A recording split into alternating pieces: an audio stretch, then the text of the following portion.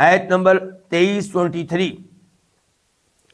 وراودت، واو کا معنی کیا؟ اور، راودت پھسلایا، ہو اس کو، کس کو؟ یوسف علیہ السلام کو. کس نے؟ التی، اس عورت نے. نام اللہ نے یہاں پہ بھی نہیں لیا. اس عورت نے کہ ہوا وہ کون؟ وہ یوسف علیہ السلام. فی بیتہا، جس کے گھر میں تھے. بیتہا، جس کے گھر میں تھے. اس نے یوسف علیہ السلام کو پھسلایا، عن نفسہ، اس کے نفس سے. واو کا معنی آگے اور. غلقت، یہ تا کے نیچے کسرت آگے ملانے کے لیے، اصل میں لفظ کیا؟ غلقت. اور اس نے اچھی طرح بند کر لی الابواب، دروازے. الابواب جمع ہے کس کی؟ بابن کی. بابن ایک دروازہ. غلقت کے اوپر شد آ گئی ہے، اور منع ہو گیا اچھی طرح بند کر لیے. وقالت، اور اس نے کہا، حیت لک. اس حیت لک کا معنی کیا ہے؟ اس کی تفسیر میں مختلف اقوال ہیں علماء کرام کے. ایک قول یہ کہ اس کا معنی ہے حیت لک، میں تیرے لیے تیار ہو گئی ہوں، یعنی کہ تہیأت لک، تہیأت لک، میں تیرے لیے تیار ہو گئی ہوں. اور دوسرا معنی اس کا یہ کیا گیا، ہلم، جلدی سے آؤ، جلدی سے آؤ. قال، اس نے کہا، کس نے؟ یوسف علیہ السلام نے. معاذ اللہ، اللہ کی پناہ چاہتا ہوں، اللہ کی پناہ میں آتا ہوں. کیونکہ یہ معاذ مصدر ہے، اس سے پہلے ایک لفظ پوشیدہ ہوگا اعوذ، یعنی کہ میں اللہ کی پناہ میں آتا ہوں. انہو، بے شک اس نے، کس نے؟ بے شک وہ کون؟ یہاں پہ دو تفسیریں ہیں. نمبر ایک، اللہ تعالیٰ، بے شک وہ ربی، میرا رب ہے. کون؟ اللہ تعالیٰ. اور رب میرا خالق، میرا مالک، میرا رازق، میرے امور کی تدبیر کرنے والا ہے. احسنا، اس نے اچھا بنایا ہے، مثوایا، میرا ٹھکانہ. انہو، بے شک بات یہ ہے، ضمیر شان، بے شک حقیقت یہ ہے، بات یہ کہ لا یفلح، نہیں فلاح پاتے، نہیں کامیاب ہوتے، الظالمون، ظلم کرنے والے. دوسری تفسیر کیا تھی انہو ربی احسن مثوایا کا؟ کہ بے شک یہ کون؟ یہ عزیز مصر. پہلی تفسیر یہ تھی کہ انہو سے مراد اللہ تعالیٰ. دوسری تفسیر یہ کہ انہو سے مراد کون؟ عزیز مصر. عزیز مصر ربی، میرا مالک ہے. احسن مثوایا، اس نے بہترین بنایا میرا ٹھکانہ، شاندار مجھے رہائش دی ہے، مجھے بیٹوں کی طرح رکھا ہوا ہے. انہ لا یفلح الظالمون، بے شک بات یہ ہے کہ ظالم جو ہیں وہ فلاح نہیں پاتے. تو یہاں پہ اللہ نے بتایا کہ اس عورت نے یوسف علیہ السلام کو گناہ کی دعوت دی. کس عورت نے؟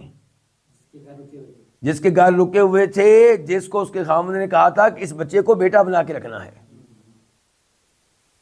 کیا پتہ چلا اس سے؟ کہ اسلام اس کو نہیں مانتا کہ آپ جس کو چاہیں بیٹا بنا لیں.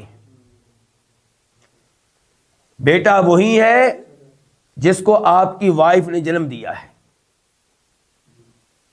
جو آپ نے کسی سے دیا ہے، اپنے بھائی سے، اپنی بہن سے، وہ آپ کی بیگم کا بیٹا نہیں، آپ کا بھی بیٹا نہیں.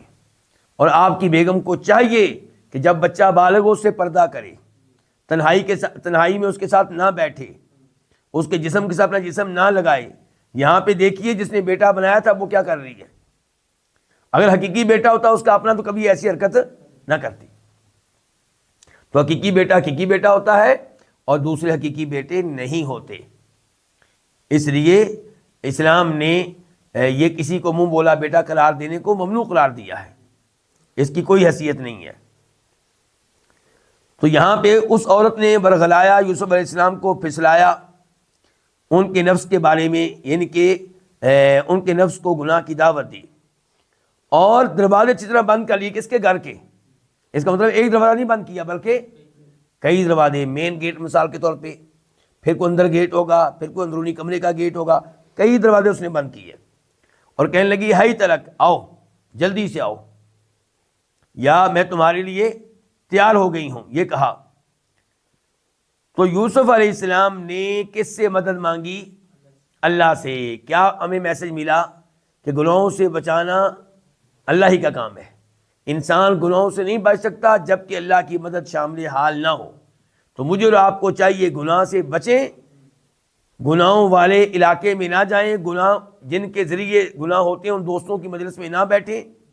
جس ادارے میں جانے سے گناہ کی رغبت ملتی ہے اس ادارے کو چھوڑ دیں، اس سکول کو چھوڑ دیں، اس یونیورسٹی کو چھوڑ دیں، اس کالج کو چھوڑ دیں، اور ساتھ اللہ سے بھی پناہ مانگیں۔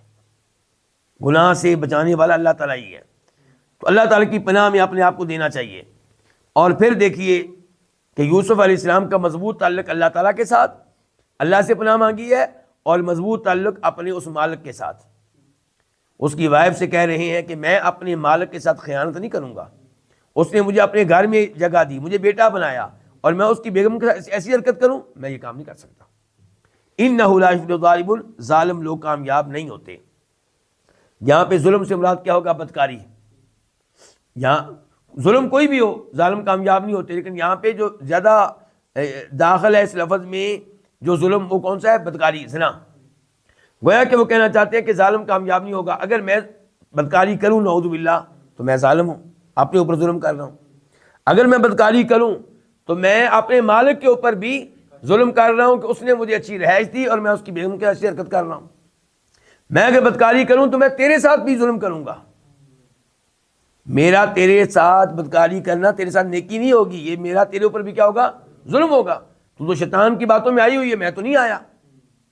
اور پھر یہ ظلم اس لحاظ سے بھی ہوگا کہ یہ ظلم ہوگا میرے خاندان پہ، تیرے خاندان پہ۔ تیرے خاندان میں ایسا بچہ شامل ہو جائے گا جو اس خاندان کا بچہ نہیں ہوگا۔